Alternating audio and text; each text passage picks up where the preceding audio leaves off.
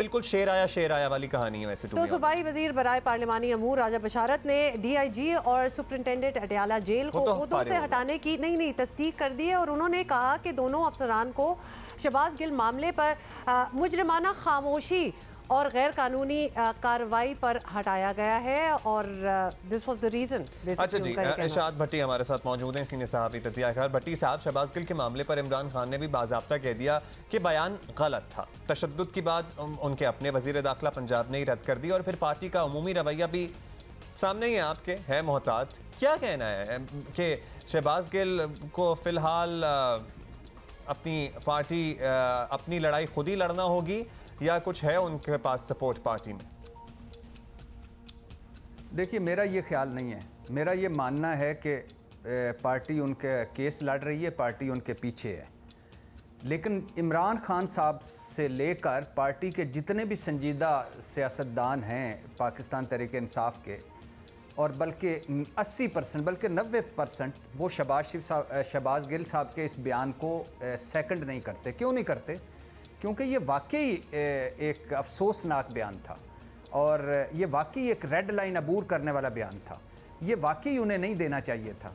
ये वाकई एक क्या उसको कहते हैं कि उकसाने वाला बयान था, एक इदारे में उकसाने वाला बयान था कि आप हुक्म ना माने, आप फ़लाँ ना करें, फ़लाँ ना करें, फ़लाँ ना करें। सब ने वो सुना हुआ है। और इमरान खान साहब ने थोड़ी सी देर कर दी। वो पहली तकरीर में ही कह देना चाहिए था कि हम इस बयान की मजम्मत करते हैं और बेहतर ये होता। लेकिन देर आयत दुरुस्त आयत। और इमरान खान साहब काश ये भी कर लें कि वो जो अपने बयानात उन्होंने दिए हैं, जो एक सीरीज़ के एक मुसलसल तसलसल के साथ, उस पर भी ज़रा गौर कर लें कि वो आप तनकीद करें मगर आप तजलील ना करें। तो वो भी अगर वो आप एक लाइन खींच लें कि आपके कुछ चंद बयानात ख़राब थे या वो नहीं देना चाहिए थे, तो वो ज़्यादा अच्छा होता। और जहाँ तक ये बात है, मुझे नहीं पता, अभी तक कंफर्म भी नहीं हुआ, लेकिन अगर शहबाज गिल साहब पर तशद्दुद हुआ है तो ये अफसोसनाक है, ये शर्मनाक है। अगर जैसे शहबाज गिल साहब के ड्राइवर के घर पुलिस का छापा, उनकी 10 माह की बच्ची और उनकी ड्राइवर की बेगम, और जिस तरह हरासमेंट, वो भी शर्मनाक था और ये नहीं होना चाहिए। ठीक है। अच्छा भट्टी साहब, शहबाज गिल के खिलाफ कानूनी कार्रवाई हो या उन्हें छोड़ भी दिया जाए, ये बात तो सामने है कि पार्टी ने उनके बयान को तो रद्द कर दिया है। तो इसके बाद गिल साहब का पार्टी में वो मकाम तो नहीं रहेगा कि जैसा होता था, एटलीस्ट यही लगता है, हम सोच रहे हैं ऐसा ही होगा। तो उनके सियासी करियर का यहाँ एंड समझा जाए या उनको किसी और रोल में रोल दे दिया जाएगा और फिर उनको कुछ भी हो सकता है? नहीं, मेरा नहीं ख्याल कि आप नवाज शरीफ साहब ने जो इतने बयानात दिए और इतने यू टर्न मारे हैं और इस तरह, क्या उनका एंड हो गया है? क्या मरीम नवाज साहबा का एंड हो गया है? उनके बयानात जो खुद वो बयानात देती रही हैं। चलो ये तो सीनियर सियासतदान हैं जो उनके पार्टी में बयानात उन्होंने देते रहे हैं, जिन्होंने कई ने कहा पाकिस्तान ना खपे अगर मरीम नवाज साहबा को कुछ हुआ। तो क्या उनका एंड हो गया है? वो जेलों में गए, वापस आए। मुझे नहीं लगता कि शहबाज गिल साहब का एंड सियासत का एंड हुआ है। और अच्छा है पार्टी ने इससे लातल्की इख्तियार की है।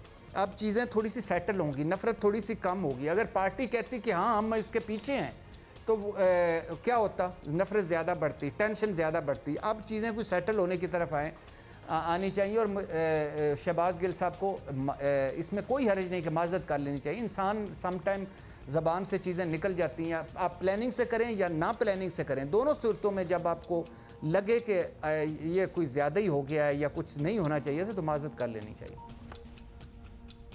अच्छा, अब ये बताइएगा कि इससे पहले हमने देखा है कि शहबाज गिल की मिसाल तो हमारे सामने है, लेकिन फिरदौस आशिक, परवेज़ रशीद, मुशाहिदुल्लाह खान मरहूम जैसे लोग भी हम देख चुके हैं कि जब कोई बयान कर देते हैं पार्टी ज़रा फासला इख्तियार कर लेती है। तो आपको भी यही लगता है कि ऐसा ही रहेगा ये मामला? इन लोगों को भी ज़रा मोहतात रहना चाहिए बोलते हुए, अपनी पार्टी का दिफा करते हुए।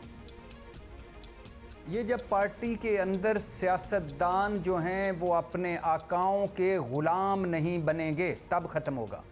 ये जब वो मरूसी सियासत जो लानत है, मरूसी सियासत, उसके पीछे नहीं लगेंगे तब ख़त्म होगा। आप सोचिए बिलावल भुट्टो साहब की क्या कंट्रीब्यूशन है जमहूरियत के लिए, आइन के लिए और कानून के लिए। सिर्फ यही है ना कि वो बेनज़ीर भुट्टो साहब, अल्लाह उनकी मग़फ़रत करे, उनके बेटे हैं।